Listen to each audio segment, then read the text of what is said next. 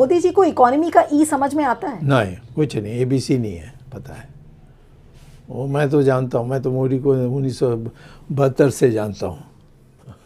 लेकिन इतना झूठ क्यों बोला जा रहा है? दुनिया तो देख रही है ना कि भारत की अर्थव्यवस्था कहाँ पर है। ये हमारे इतिहास में कौन सी नई बात है? हिटलर भी झूठ बोलता था, स्टालिन भी झूठ बोलता था, माओ से तुंग भी झूठ बोलता था।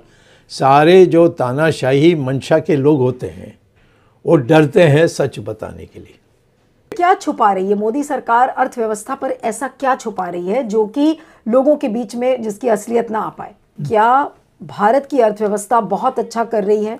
क्या ये मोदी जी का सबसे बड़ा झूठ है? झूठ है, धोखा है, ये लोगों को बुद्धू बनाने की बात है और कुछ नहीं।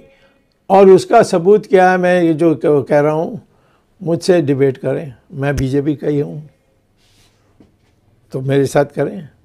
आप क्योंकि खुद एक इकोनॉमिस्ट हैं और बहुत अच्छे से उस सब्जेक्ट को समझते हैं, अगर आप ये कह रहे हैं कि अर्थव्यवस्था अच्छा कर रही है, ये मोदी सरकार का सबसे बड़ा झूठ और धोखा है जो आपने कहा, उसके अगर 5 इंडिकेटर्स इस झूठ के अगर मैं आपसे पूछूं कि सबसे बड़ी विफलता अर्थव्यवस्था में मोदी जी की क्या है, अगर 3 या 4 पॉइंट्स में मैं आपसे पूछूं तो वो क्या है सर?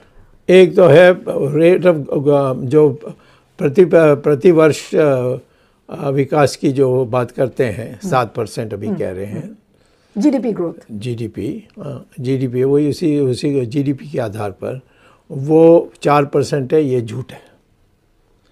दूसरा है कि देश में बेरोजगारी कम हुई है, वो झूठ है। अभी देखिए जिस तरीके से राम मंदिर का उद्घाटन हुआ है, मोदी जी तो और पावरफुल हो गए, ऐसा लग रहा है कि पूरे देश के वो हिंदू राजा बन गए हैं।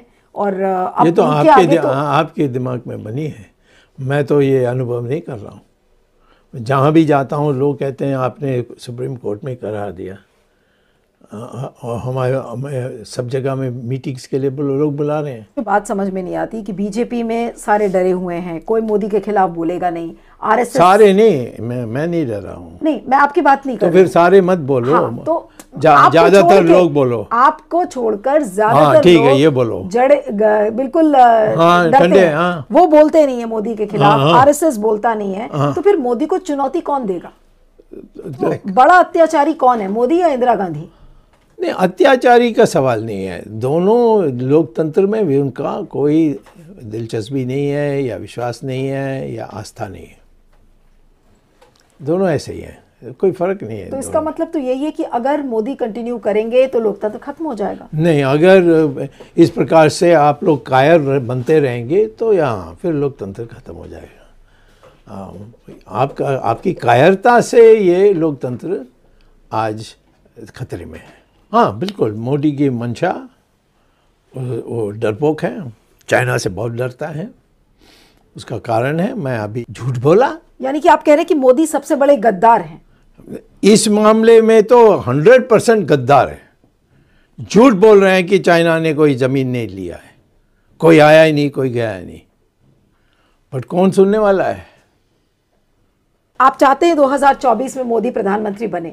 ना, उसको नहीं बनने के लिए मैंने तो पब्लिकली में बोल दिया है। क्यों? नहीं, नालायक है वो, आज की परिस्थिति के लिए वो नालायक है। सोनिया गांधी नेता के कारण नहीं। लेकिन आप मानते हैं कि मोदी काल का अंत अब आ गया है?